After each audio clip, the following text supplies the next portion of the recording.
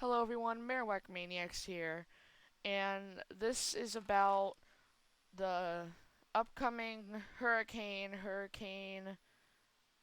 Dorian, I think it's called.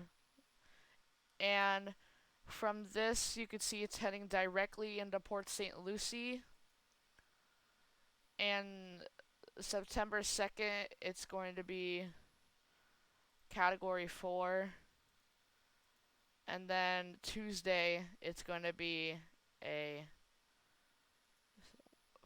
Category 1.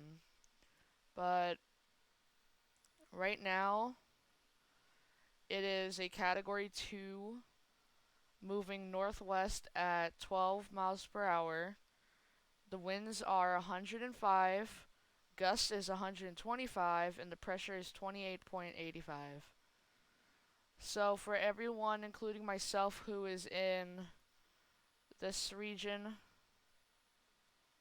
of Port St. Lucie, every part of the south side, and all of Florida itself, or whoever is in the way of the hurricane, I wish you good luck, and I hope you all stay safe. So, let's just see what the future has for us.